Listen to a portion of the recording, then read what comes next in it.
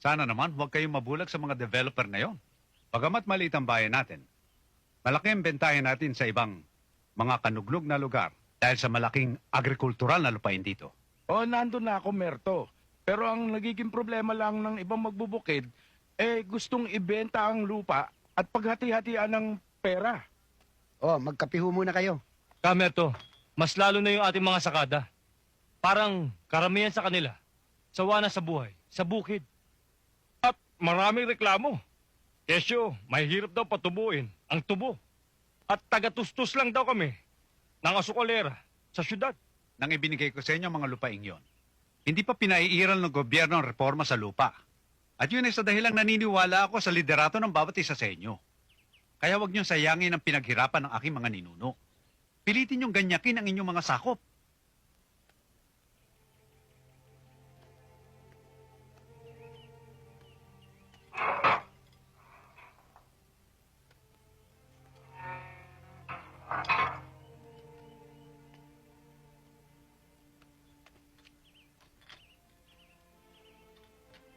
Aba, narito pala ang bunso mo, Kamerto, ah. Pwede. O sige mga kasama, saka na lamang tayo mag-usap-usap para makapagsolo naman kami nitong anak ko. Sige po, Kamerto, tutuloy na po kami. Sige. Tuloy na po kami. Oh, kumusta ka na iyo? Mabuti ho. Mauna na kami. Sige. Sige ho. Reden, Pa. nang matanggap ko ang sulat at malaman ang nangyari sa'yo, natuwa ako, Reden.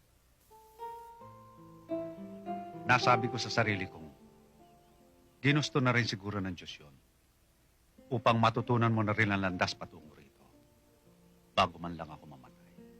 Sa tagal ho ng panahon ng pagkakalayo natin, ilang beses ko na hong binalak na bumalik dito. Pero, Ang magkadugo ay magkadugo. Kahit saan man daanin. Alam ko, nasasabik na rin sa'yo mga kapatid mo. sana nga, Papa. Kamerto, baka nagugutom na si Reden. Mabuti pa, ipaganda ko na siya ng makakain. Halika na, anak.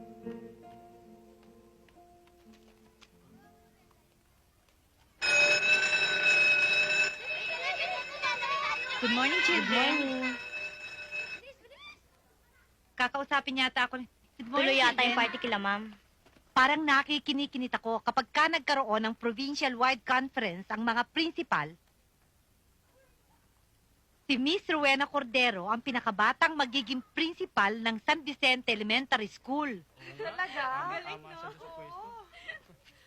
Tama na nga kayo dyan. Next month pa naman yung effectivity nun. Kung ano-ano na yung pinagpapantasya nyo dyan. Good morning, Good ma'am. morning, ma'am. Good morning. Dapat lang naman, ano? Ang tagal mo rin nagfa-function sa acting capacity mula nung mag-retire si Miss Atendido. Okay lang sana yun eh. Kaya lang tuwing maalala ko na parang dumaran tayo sa butas ng karayom. Sa request ng chok na tulad nito. Nakatakot-takot ang red tape. Kumbinsido na ako na talagang dapat maging formal na yung appointment ko sa DEX.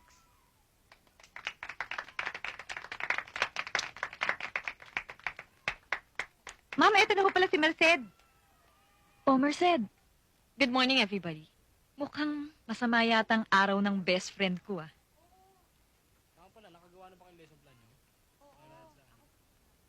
Tumalo ko lang dyan sa inyo.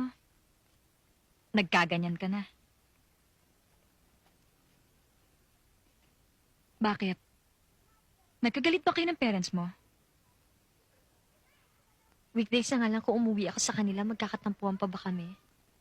Okay lang sa bahay. Bakit ka ganyan?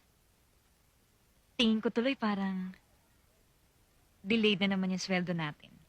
Sige na nga, ikikwento ko na nga sa'yo. Na mabawasan na rin tong bigat sa dibdib ko. Napakantipati ko kasi nung lalaking yun eh. Oh.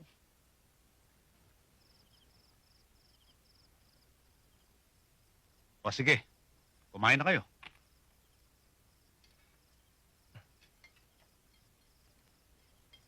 Pelito, Naisip ko ngayong hepe ka na. Kailangan mo ng mas matibay-tibay na sinturon. Pinasadya ko pa to sa Zamboanga. Tapit mo na lang dyan. Pakibilisan ang paglabas ng pagkain. Babalik pa ako sa headquarters.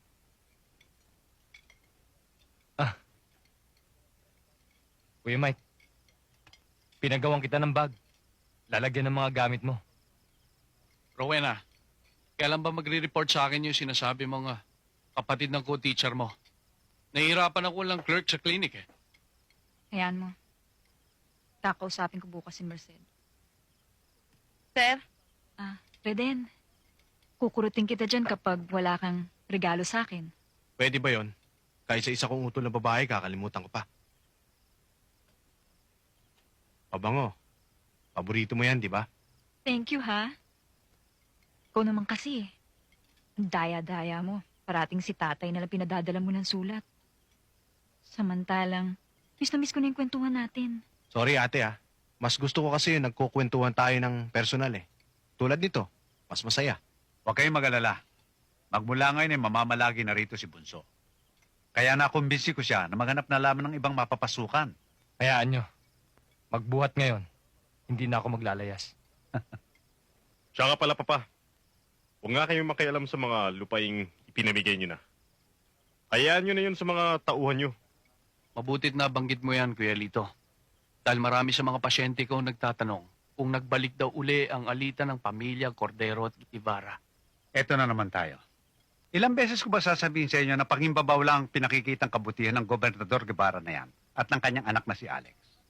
Simulat sa pulpa, traidor ang angka na yan. Pa, alalahanin mo akong hepe ng pulisya dito sa San Vicente. At ako'y nasa ilalim ng tuwirang pamumuno ni Governor. Ang pangit naman tignan na ang ama ko mismo ang siyang pangunahing kumakalaban sa kanya. Para tuloy lumalabas na meron kayong political ambition. Na balang araw tatakbo kayong gobernador ng buong lalawigan. Teka. Tila yata lumalawak na ang issue kung saan sana nagsuot. Ang sa akin lang naman wag nang pakialaman yung mga lupang ipinamahagi ko na. Alam ko ang Alex Guevara na yung kakonsyaba ng mga multinationals na magtatayo ng mga planta dito sa atin. Madedihado lamang ang mga taga rito. Alam ko yan. Kuya Lito, Kuya Mike, bakit hindi na lang natin hayaan si Papa sa gusto niya? Wala naman ako nakikita masama dun. Kung ang tingin ng mga Guevara ay kinakalaban sila ni Papa, hayaan natin sila. Maliwanag na mababaw sila. Hoy, Beden! Kailan ka pa nagkaroon ng konsensya para sa pamilya natin? Kung inaakala mo sa matagal na panahong paglayo mo sa amin, ay nakalimutan ko na ang kasalanan mo, nagkakamali ka. Patay ka na. Di pa rin kita mapapatawad. Mas mabuti pang pansinin ng isang pulube kaysa sa isang sutil na kapatid na katulad mo. Pwede ba pakiusap lang? Tigilan nyo na yan. Bakit ba napakatigas ng mga loob ninyo? Kahit pagbali-baligtarin man natin ang mundo, hindi natin mayalis ang katotohanan na kapatid natin si Reden. Siya'y kadugo natin. Teka muna, kakain ba tayo? O magpapatayan? Sigurado, Kuya Lando. Siya yung best friend mo. Parang G.I. Joe. Doon sa picture na ipinadala niya noon sa'yo. Oo, baka nananaginip ka lang. Sa Mindanao nakadestino yun. Sabi nga niya sa akin, hindi siya basta makakauwi rito. Pero siya yung nakita ko sa bayan kahapon. Siya yun. Bakit hindi mo ikinuwento sa akin kagabi? Marami kasi akong homework eh. Kaya binantayan ako natin, Merced, para matapos agad ako. Nakakainis nga eh. Ang higpit-higpit. Dapat lang. Kaya numa-assign dito yan sa bayan para magtrabaho. Dito ka na pinatira sa atin. Siyempre, malayo pa pag uuwi siya dito sa Santa Monica. Hindi lang yun. Para maalis yung ugali mong bulakbol. Basta. Pumunta tayo kay Kuya Reden. Para makipagkwentuhan ako ng tungkol sa gera katulad nito. Kaya aga-aga nagdidiskusyon kayong magkapatid. Ano ba talagang issue ha, Kuya Lando? Kilala mo naman itong pinsan mo. Tulisan. Basta't kakulitan ang pinag-uusapan, wala nang tatalo. Tata Temyo, ano ho ba yung sorpresa sinasabi nyo? Basta sumunod ka sa akin. Matagal kong iningatan ito dahil alam kong babalik ka. Kinasabik niyo naman ho ako eh. Nasaan ba yun? Halika, sumunod ka sa akin. Naroon sa bodega.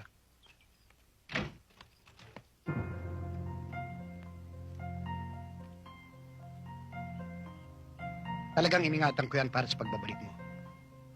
Salamat, Tata Temyo ha.